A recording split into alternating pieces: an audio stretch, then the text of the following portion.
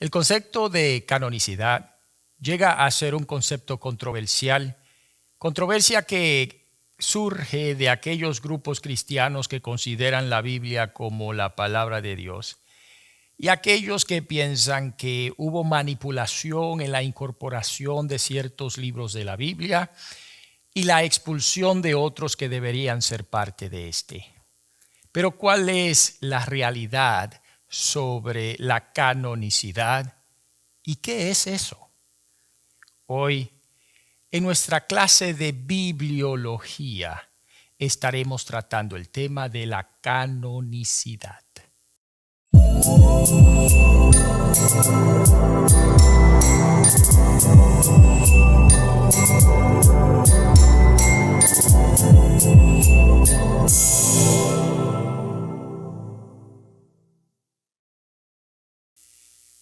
Bienvenidos al Teólogo Bíblico. Yo soy su siervo, el maestro Eliezer de León. Si no lo has hecho, te invitamos a que te suscribas a nuestro canal. Si este video te es de agrado, dale me gusta y compártelo con aquellos que entiendas puedan beneficiarse de su contenido. Recuerda que al mirar todos los videos, realizar las tareas y realizar el proyecto final, te dará derecho a recibir un certificado de su seminario. Si gustas apoyar este ministerio, te invitamos a que lo hagas a través del enlace al pie de este video, a través de Patreon. Será de gran bendición.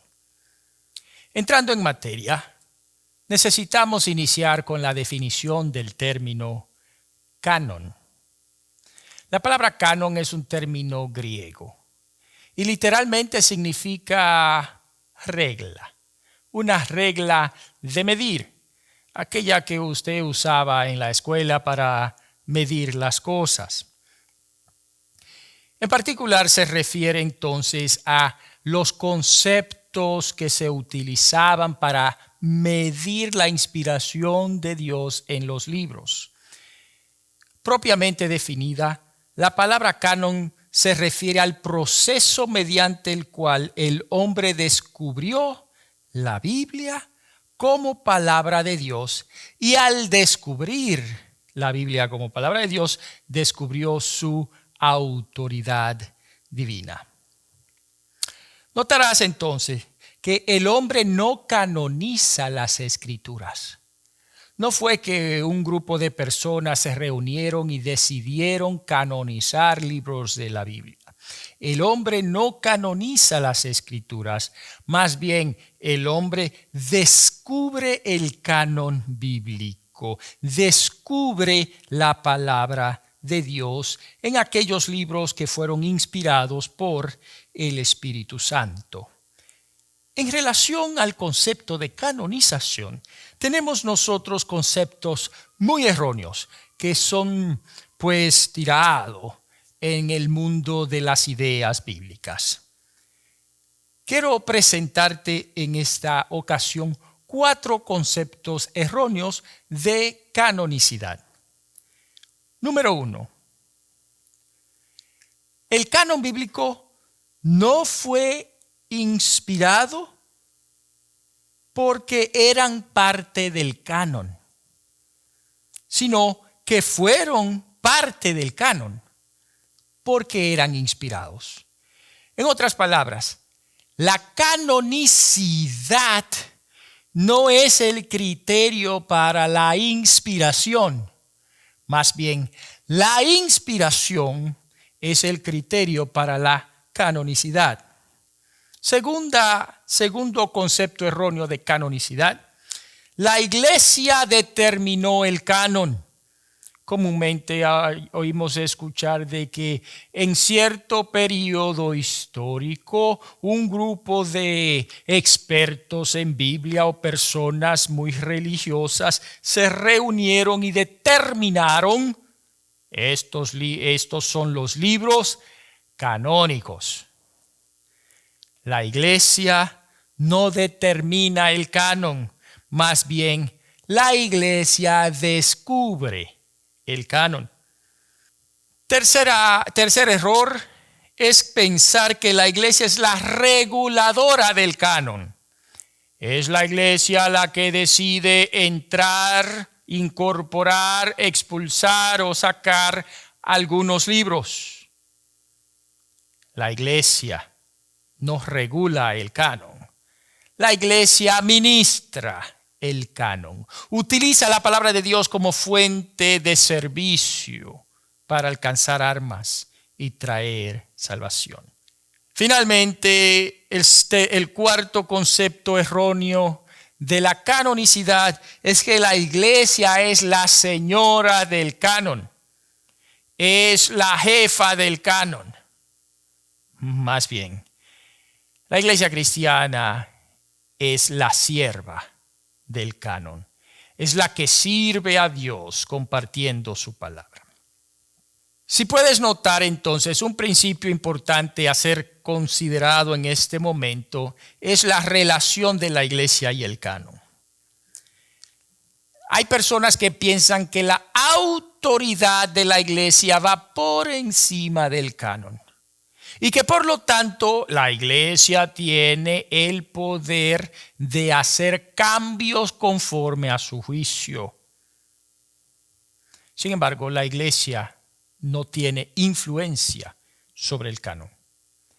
La iglesia simplemente ha descubierto la palabra de Dios, la ha aceptado como inspirada, la comparte y sirve a Dios a través de su palabra, pero no la manipula. Estamos utilizando aquí el término iglesia en sentido general del cuerpo cristiano en el mundo. En cuanto al criterio para canonicidad, en otras palabras, ¿qué criterio fue utilizado para descubrir la palabra de Dios, para determinar que ciertos libros eran palabra de Dios? Pues tenemos varios criterios erróneos que andan siendo vociferados. El primero es el error de distinguir un libro conocido por un libro que contiene la palabra de Dios. A propósito, es importante recalcar en este error que los libros de la Biblia no contienen la palabra de Dios, son la palabra de Dios. Error número 2 es el error de distinguir diferencias en cuanto al canon en varios grupos a incertidumbres del canon en esos grupos. Distinguir diferencias en cuanto al canon en varios grupos a incertidumbres del canon en esos grupos. Tercer error para la canonicidad es el error en reconocer la distinción entre la añadidura al canon y la expulsión del canon.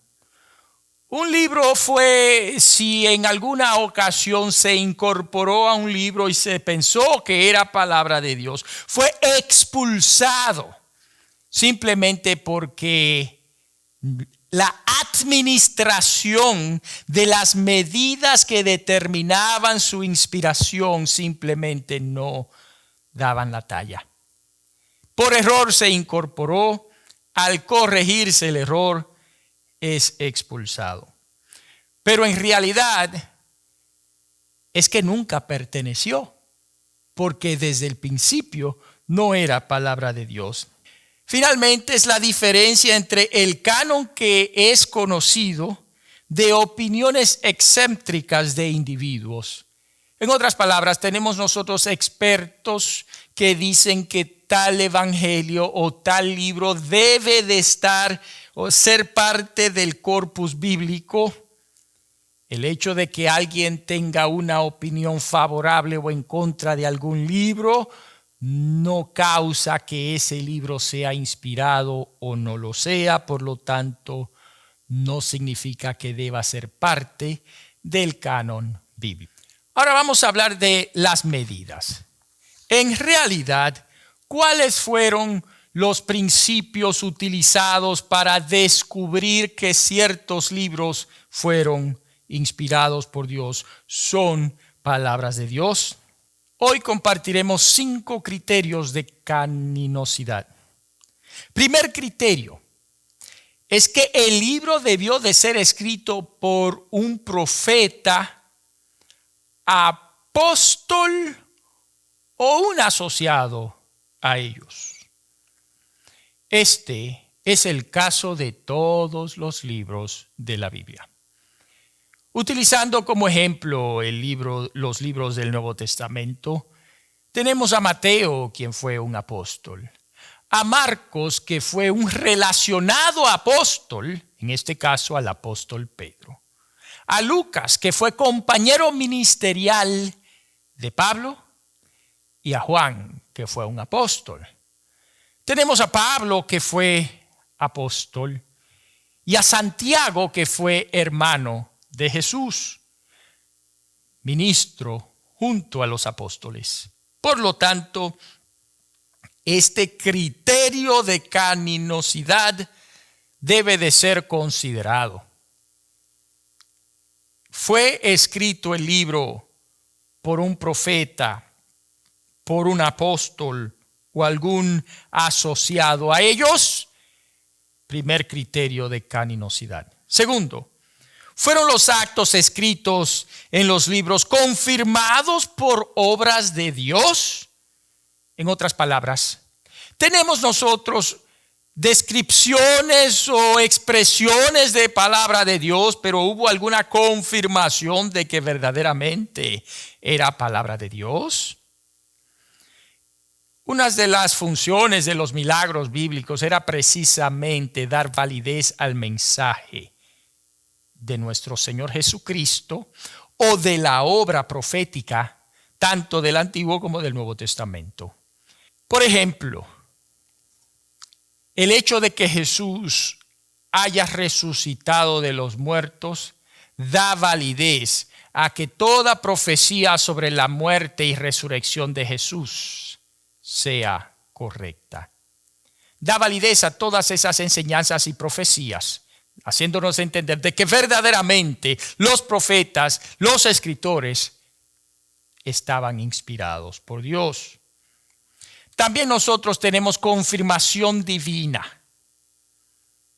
Este fue el caso durante la rebelión de Coré, en el libro de Números, capítulo 16 y 17, en donde el Señor mismo se aparece y hace una distinción clara entre Moisés y los de Coré, entre los siervos de Dios y aquellos que querían usurpar autoridad. Segundo concepto de canonicidad, fueron los actos descritos en los libros confirmados por las obras de Dios. Tercer concepto, el contenido del libro debía por necesidad enseñar la verdad de Dios. En otras palabras, no existían mensajes contradictorios. Lo que presentaban los libros, los escritos, eran palabra de Dios. Y esto se puede juzgar a través del análisis del contenido de libros que cumplen con los criterios anteriormente mencionados.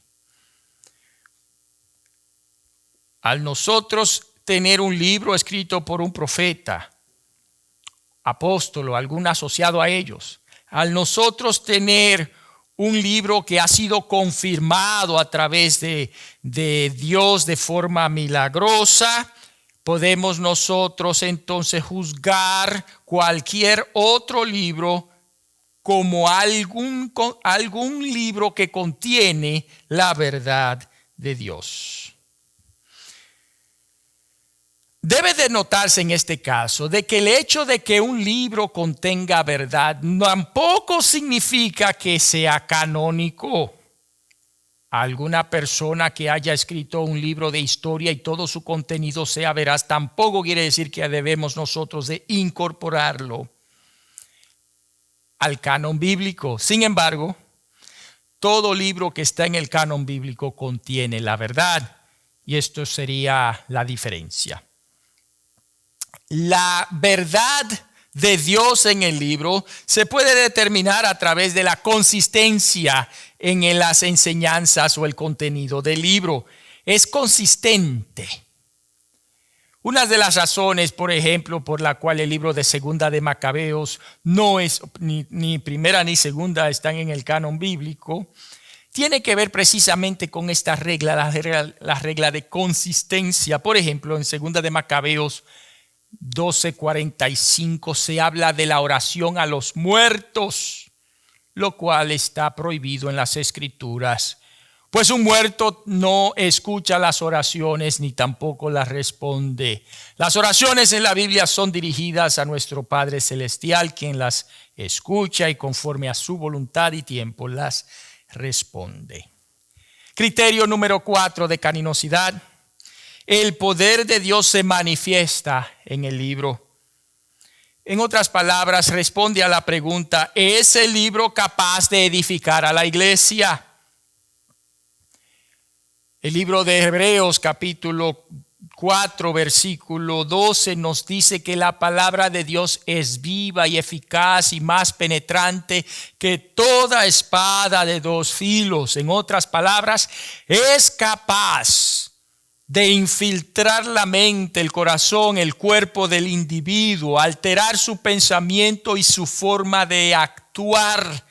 Es capaz de alegrarlo, de darle gozo, pues el Espíritu Santo de Dios activamente obra a través de su palabra. Por lo tanto, un criterio de canonicidad es si el poder de Dios se manifiesta a través del contenido de este. El apóstol San Pablo apuntaba a esto en el libro de Segunda de Timoteo, capítulo 3, en el versículo 17. Allí el apóstol dice: a fin de que el hombre de Dios sea perfecto, enteramente preparado para toda buena obra. Notas los efectos de la palabra de Dios en la persona. Le prepara, le equipa para poder cumplir la obra de Dios en él y a través de él. Pedro también apunta a esto en Primera de Pedro, capítulo 1, versículo 23.